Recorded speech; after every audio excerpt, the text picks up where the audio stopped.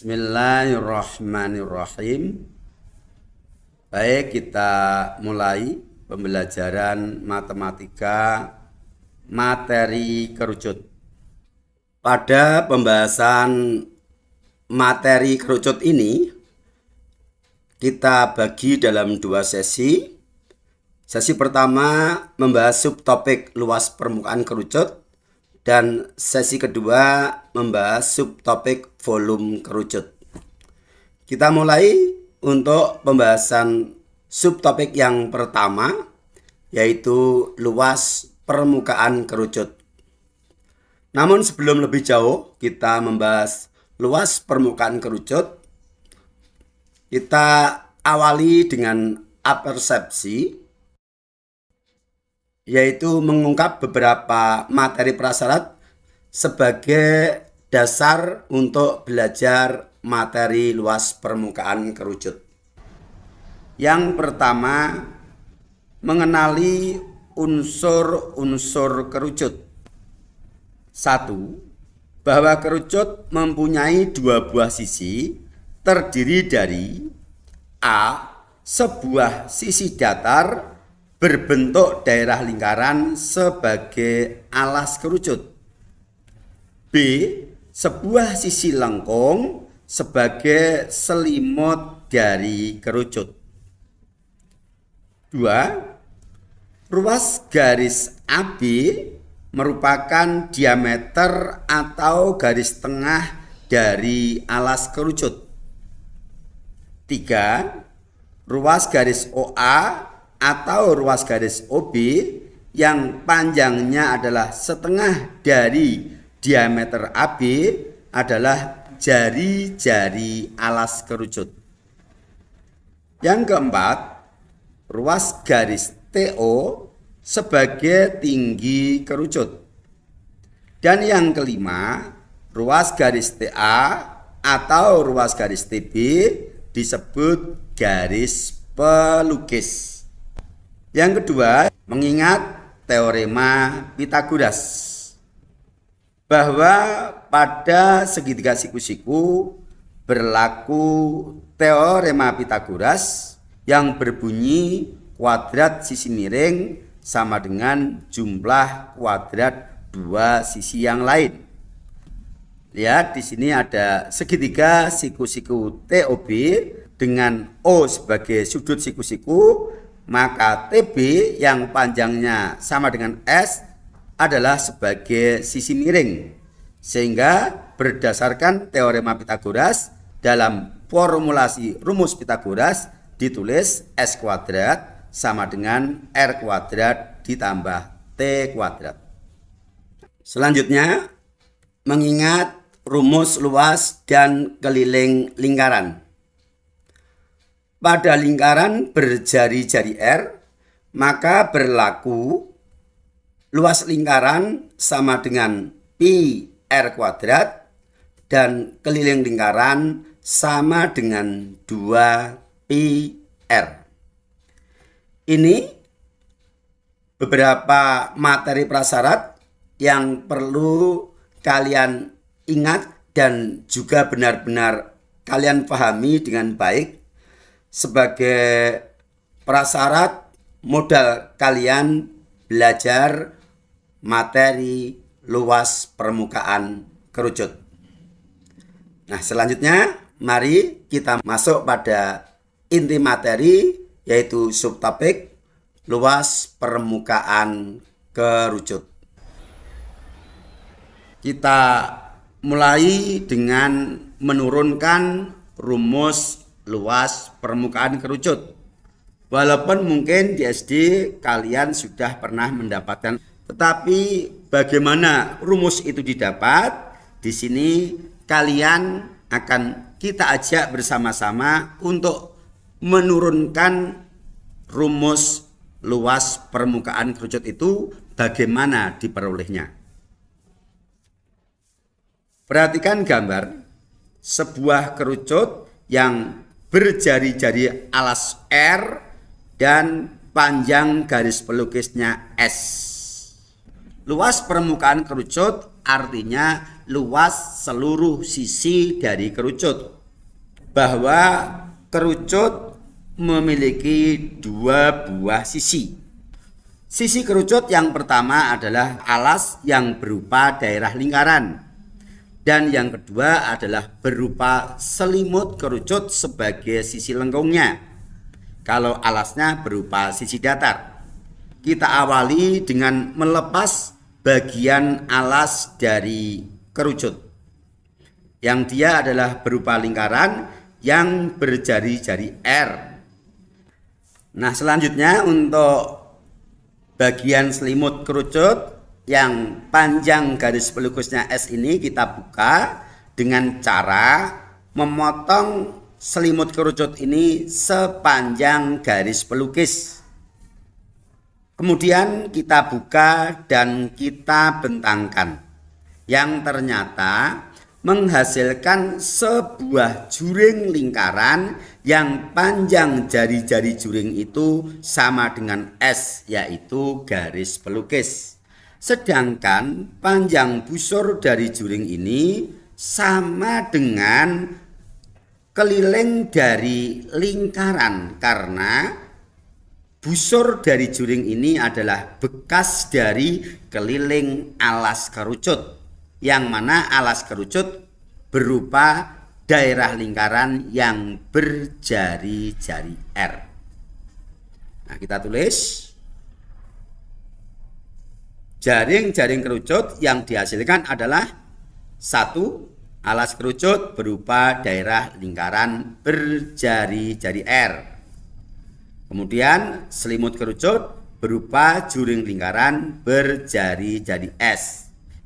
Untuk luas daerah lingkaran, bahwa luas lingkaran berjari-jari R adalah luas sama dengan pi R kuadrat. Sekarang tugas kita adalah menentukan luas dari selimut kerucut yang dia berupa juring lingkaran berjari-jari S dengan panjang busur sama dengan keliling dari lingkaran alas yang berjari-jari R. Caranya, juring lingkaran kita bagi menjadi 16 juring kecil yang ukurannya sama. Dan dari 16 juring kecil ini kita bagi dalam 2 warna. 8 juring kita beri warna kuning dan 8 juring sisanya kita beri warna merah. Yang mana panjang busur dari yang berwarna kuning ini panjangnya adalah setengah dari panjang busur keseluruhan, yaitu setengah keliling lingkaran alas dari kerucut. Selanjutnya 16 potongan juring kecil-kecil ini kita lepas satu persatu dan kita susun sedemikian rupa sehingga menyerupai bangun datar tertentu. Kita mulai dari yang kuning, kemudian merah, kuning, merah, begitu seterusnya bergantian. Kita tunggu, proses sedang berlangsung. Akan menyerupai bangun datar apakah kiranya? Kita sabar sebentar ya. Masih 2 buah juring kecil. Ya, ini terakhir. Oke. Nah, ternyata bangun yang terbentuk menyerupai sebuah jajar ginjang, yang mana alas dari jajar ginjang ini tadi adalah setengah dari panjang busur juring. Karena alasnya hanya bagian yang kuning saja, berarti panjangnya sama dengan setengah keliling alas, yaitu setengah keliling lingkaran berjari-jari R. Ingat, lingkaran berjari-jari R kelilingnya adalah 2 pi R. Kalau setengah keliling berarti pi R. Sedangkan tinggi dari jajar ginjang ini sama dengan jari-jari dari juring, yaitu sama dengan garis pelukis atau S. Nah, data ini kita tuangkan dalam catatan. Yang pertama, panjang alas sama dengan setengah keliling lingkaran alas dari kerucut, yaitu sama dengan PR. Yang kedua, untuk tinggi dari bangun yang menyerupai jajar ginjang ini sama dengan jari-jari dari juring atau sama dengan panjang garis pelukis yang ukurannya adalah S. Nah, dari data ini kita turunkan menjadi luas selimut kerucut. Bahwa selimut kerucut tadi setelah kita bentangkan menjadi juring dan kita potong-potong menjadi 16 juring, tersusun menjadi bangun yang menyerupai jajar ginjang. Sehingga luas dari selimut kerucut sama artinya dengan luas jajar ginjang. Karena juring-juring tadi kita susun menjadi bangun yang menyerupai jajar ginjang. Luas jajar ginjang adalah alas kali tinggi. Alasnya berdasarkan data yang sudah kita catat sama dengan setengah keliling lingkaran, yaitu PR. Sedangkan tingginya adalah sama dengan panjang garis pelukis, yaitu S. Maka ukuran alas kita ganti dengan PR dan tingginya kita ganti dengan S menjadi PR dikali S. Ini artinya bahwa luas selimut dari kerucut itu sama dengan PRS. Oke, bisa dipahami? Baik. Dengan kita dapatkan rumus luas selimut sama dengan PRS, maka cukup sudah data untuk menentukan rumus luas seluruh permukaan kerucut. Bahwa permukaan kerucut tadi terdiri dari daerah alas sebagai bangun datar yang berupa lingkaran berjari-jari R dan daerah selimut sebagai sisi lengkung yang kita susun menyerupai jajar ginjang. Untuk luas lingkarannya adalah PR kuadrat dan luas selimutnya adalah PRS. Sehingga luas permukaan kerucut dapat kita nyatakan sebagai luas alas ditambah luas selimut. Kita substitusikan luas alasnya PR kuadrat dan luas selimutnya adalah PRS. Sehingga luas permukaan kerucut atau luas sisi kerucut sama dengan PR kuadrat ditambah PRS. Atau kalau ingin disederhanakan dengan cara memfaktorkan, maka PR kuadrat dan PRS ini kita cari faktor sekutu yang sama. Caranya, PR kuadrat kita nyatakan sebagai PR dikali R. Sedangkan PRS kita nyatakan sebagai PR dikali S.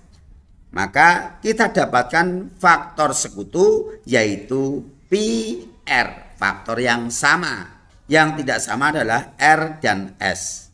Maka untuk memfaktorkan caranya gunakan sifat distributif, keluarkan faktor yang sama, faktor yang tidak sama kita tulis di dalam kurung. Seperti ini. Luas kerucut maksudnya luas permukaan atau luas sisi kerucut sama dengan PR dikali dalam kurung R ditambah S. Kalian boleh menggunakan rumus yang atas atau yang bawah sama saja. Kalau yang atas ini adalah kalian menghitung luas perbagian, hasilnya dijumlahkan. Sementara yang bawah ini sudah kita faktorkan menjadi satu bentuk rumus yang berbeda. Nah, lebih jelasnya, mari kita masuk pada sesi pembahasan beberapa contoh soal yang terkait dengan luas permukaan kerucut. Soal dan pembahasan. Contoh 1. Diketahui tinggi suatu kerucut adalah 24 cm. Jika panjang jari-jari alasnya 10 cm dan pi sama dengan 3,14, tentukan luas permukaan kerucut itu. Penyelesaian untuk memudahkan kita gambar ilustrasi dari kerucut yang dideskripsikan dalam soal, yaitu tingginya 24 cm, panjang jari-jarinya 10 cm. Untuk menghitung luas permukaan kerucut, kita butuh ukuran dari garis pelukis, yaitu S. Maka kita harus menentukan dahulu berapa nilai S dengan memanfaatkan segitiga siku-siku pada gambar, dan kita gunakan teorema Pythagoras, yaitu kuadrat sisi miring sama dengan jumlah kuadrat dua sisi yang lain. S kuadrat sama dengan 24 kuadrat ditambah 10 kuadrat sama dengan 576 ditambah 100. S kuadrat sama dengan 676. Maka untuk mendapatkan nilai S, caranya kita tarik akar kuadrat dari 676 sama dengan 26. Maksudnya adalah bahwa panjang garis pelukisnya sama dengan 26 cm. Sekarang kita bisa menghitung luas permukaan dari kerucut, yaitu luas sama dengan PR dikali R ditambah S. Kita substitusikan, P-nya adalah 3,14, R-nya sama dengan 10, dan panjang garis pelukisnya 26. 3,14 dikali 10 dikali dalam kurung 10 ditambah 26. 3,14 dikali 10 menggeser koma ke belakang satu langkah, 10 ditambah 26 adalah 36. 31,4 dikali 36 hasilnya 1130,4. Jadi luas permukaan atau luas sisi dari kerucut yang dimaksud adalah 1130,4 cm persegi. Soal berikutnya. Contoh 2. Sebuah model topi ulang tahun berbentuk kerucut dengan diameter alas 28 cm dan tingginya 48 cm dibuat dari bahan kertas emas. Jika model topi yang dibuat sebanyak 40 buah, tentukan luas bahan topi minimal yang digunakan. Penyelesaian. Untuk memudahkan, kita buat ilustrasi dari kerucut yang dimaksud sesuai dengan deskripsi pada soal. Ditanyakan luas bahan minimal untuk membuat topi. Topi itu berupa kerucut yang hanya selimutnya saja. Artinya bahwa luas bahan ini adalah luas dari selimut kerucut dikali banyak topi yang dibuat. Maka di sini lagi-lagi kita harus menghitung terlebih dahulu panjang garis pelukis dari kerucut dengan menggunakan teorema Pythagoras. S kuadrat sama dengan 48 kuadrat sebagai kuadrat dari tinggi ditambah 14 kuadrat sebagai kuadrat dari jari-jari alas, sama dengan 2304 ditambah 196. S kuadrat sama dengan 2500, sehingga S sama dengan akar kuadrat dari 2500 sama dengan 50. Artinya panjang garis pelukis dari topi yang dimaksud adalah 50 cm. Sekarang kita menghitung luas bahan yang dibutuhkan, yaitu topi sebanyak 40, berarti 40 kita kalikan luas dari selimut kerucut. Datanya tinggi 14 dan S 50, maka untuk luas bahan dari 40 topi adalah sama dengan 40 dikali luas selimut kerucut, sama dengan 40 dikali pi RS.